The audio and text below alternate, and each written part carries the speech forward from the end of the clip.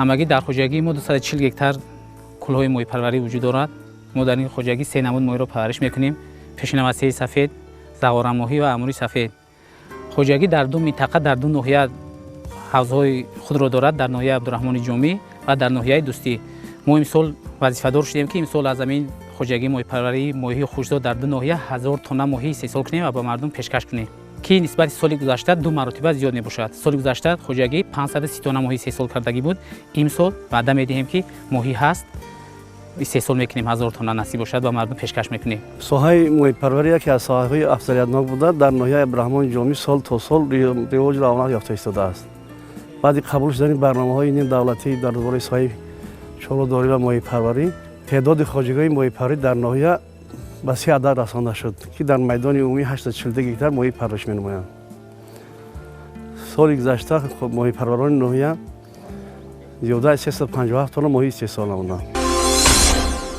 аз ҷиҳати иқлим хай ноҳияҳои гарм мебошад. дар гармӣ мисол амин афзоишаш зиёд аст. мумкин барои ҳамин бошад ки дар даврони пешин мисол амин дар ду хоҷагӣ бисёртар амин кӯлҳо сохтагиянд.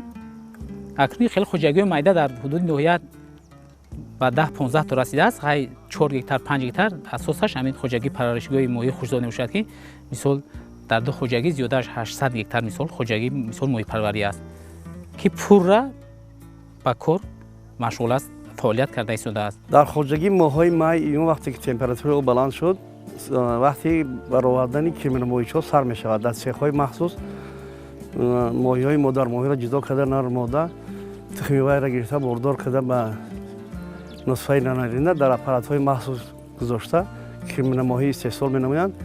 кирминамоҳиро дар ҳавзҳои махсус калон карда мешавад то моҳҳои ноябр. баъд зимистон моҳӣ дар вақти спячка меган қарор дорад. аз моҳҳои феврал ин моҳичаҳоро гирифта ба ҳавзҳои кӯлҳои ҳавзҳои моҳии молӣ тақсим карда мешавад ва дар давоми аз моҳҳои март вақте ки температураи 16-18 градус боло мешавад, моҳӣ ба хӯрок медарояд ва дар давоми 5-6 моҳ то моҳи ноябр хӯрок дода мешавад ва яна сайди моҳӣ аз моҳи ноябр сард мешавад дар ноҳия ва ҷумҳурӣ. хоҷагӣ ба 3 минтақа ҷудо мешавад. минтақаи асосӣ моҳиҳои молӣ парвариш карда мешавад. минтақаи дуюм моҳича, моҳиҳои яксола парвариш меёбад ва минтақаи сеюм минтақаи моҳиҳои наслдеҳ, модармоҳиҳо. моҳӣ ҳамин яксолагишда мегирем. бояд стандарти навескаи моҳӣ пешам ҳамои 1 кило 1 кило 200 грамм буд, ҳозирам ҳамои аст. албатта солҳои пеш ҳамин модармоҳиҳои мо беҳад зиёд буд.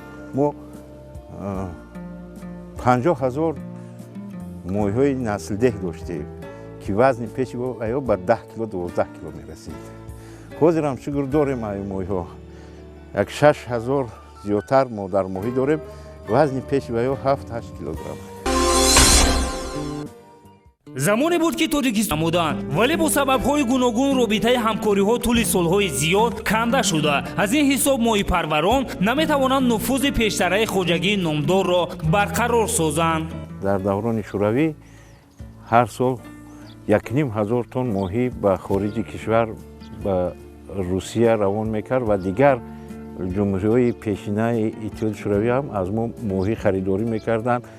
ҳамчун моҳиҳои наслдеҳ, моҳича барои зоти худашон алиш карданд. солҳои пешин хӯрокаи моҳӣ 20 маротиба арзон буд. дар ноҳия солҳои пешин 15-20 колхоз вуҷуд дошт. ҳамаи ҳамин захираҳои порӯи вайҳо дар ихтиёри мо буд. мо қариб ҳар сол 10 000 тонн порӯи бепул ба хоҷагиамон мекашидем. ҳозир 4 тонна порӯ ба 1000 сомонӣ расидааст, ки ин ҳам аз як ҷиҳат танқиси моҳипарварон аст. тақсир мерасонда ки ҳозир мо мисол озод ки шудем, мо метавонем ки дигар аз ин ҷо харидорӣ накунем. мерем имсол хеле аҳд кардагием ки мерем аз ҷумҳурии Россия доруҳои минералие ки барои моҳӣ зарур аст аз ҷо дастрас мекунем, мебиёрем бе боҷи гумрукӣ. фақат ҳамон раҳкиро харҷи раҳкироро метиҳем пулаша тамом.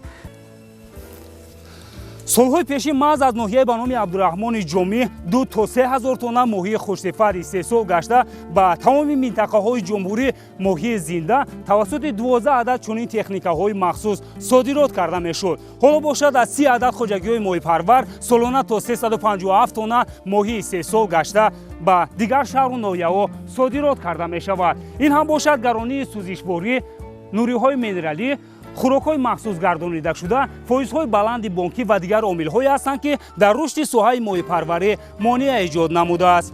давраи шӯрои хастар буд. ҳозир фоизҳои бонкӣ аз 20-22% боло аст. барои ҳамин камтар душворӣ дар соҳа хароҷотҳоро пӯшонда намешавад. нарх нисбати солҳои пешин агар муқоиса кунем 1 баробар баланд. хайн вобаста ба бозор аст. дар пештар 1 кило моҳиам 5 сум буд, 1 кило гӯштам 5 сум буд. ҳозир 1 кило гӯшт 50 шудааст. акнун бо вобастагӣ ба хӯрокаи мехаридагии мо дорад. мо дар вақташ 1 кило хӯрокаро 10 дирам мегирифтем, 1 кило моҳиро 1.5 сум мефурӯхтем. ҳозир мо қариб ки ҳамин хӯрокамон ба ҳамин моҳипарваримон камтар фарқ мекунад. ба нархи моҳӣ кам фарқ мекунад, барое ки хӯрока беҳад қимат шудааст. хӯрока қариб 10 маротиба зиёд шуд. туро моҳӣ ҳамчун як доруи тайёри табиӣ аст. қариб ки ба бисёри касалиҳо, асосан ба касалиҳои манаи фишори хун ё ки ба касалиҳои қанд фоиди калон дорад мекунад. аз таҷрибаи худам ҳамин қадар гуфта метавонам ки ман худоро шукр мана 64 рафтам. ҳозир мебинам ки бачаҳои 40 сола айнак монда газет мехонам, ман бе ҳеҷи ҳарфои майдаи ҳамин дар танаи доруҳо нависандагиро мехонам. фишорам ҳозир ман то ҳозир духтур рафтодагӣ нестам, укол накардам, ягон намуди дору ҳам истеъмол накардам. дӯстию ҷомӣ азияти моҳипарварӣ ҷои аввалро ишғол намуда, азияти масоати кӯлҳо ва ҳаҷми истеҳсоли ин намуди маҳсулоти парҳезии моҳии хушкзод низ ягона унвон мешавад. хусусан баъди дар охирҳои фасли тирамо ташвиши кормандони ин хоҷагӣ бештар гардида, баъди кам намудани об дар кӯлҳо бо истифодаи чунин тӯрҳои махсус ҳосили фаровони моҳиро гирд оварда истоданд, то ин ки бозору дуконҳои ҳудуди ҷумҳуриро бо маҳсулоти тару тозаи азияти экологии тоза таъмин намоянд. асос моҳии талаботаш ҳамин зимистонда нағз мешавад, ки моҳи ноябр насиб бошад фурӯш нағзтар мешавад. харидорон бисёртар таваҷҷӯҳ мекунанд зимистон, аз сабабе ки равғанокӣ зиёдтарака зимистонда нағзтарда дар дукону мағозаҳо, дар ресторанҳо бисёр ба фурӯш мемонанд моҳира. маҳз таъми лазиз ва сифати баланд доштани гӯшти парҳезии моҳӣ аст, ки хоҷагидорон вақти худро беҳуда дар бозорҳо сарф намекунанд. ариқтараш соҳибкорони ватанӣ ба ҳамин ноҳияҳои ҷумҳурӣ ба пойтахт ба ҳамин ҷоҳо чӣ кардистем. ана имсолхай мо аз ҷумҳурии федеративии Россия 3 намуд дигар моҳиҳои навро дурагашударо гибрид мегӯянд мисол овардем. ана имсол хай баъди яна ин ҳолате ки мисол мо аз андоз аз пардохтҳои гумрукӣ озодем, мо кӯшиш мекунем ки мисол хӯрокаи ҳаминро ҳам аз ҷумҳурии Россия дастрас кунем биёрем. бо мумкин ки шартномаҳо шава байни мисол мо аз Қазоқистон асос мебиёрем ин хӯрокаи моҳиро, мумкин бо ҳамҷа додагирӣ барои моҳӣ ҳам шавада, мумкин моҳӣ ҳам ба уҷо мо интиқол диҳемда ба ҷумҳурии Россия ба Қазоқистон асос. маҳсулотшон бозоргузарай, ҳама тарафа ба стандарти давлатии ҷавобгоҳай. дар ҳамаи бозорҳои мисол ҷиликулу қабодиёну шартуз харидорои худшонро доранд. харидоро бештар намуди беламор, сазан талабгорош бисёранд.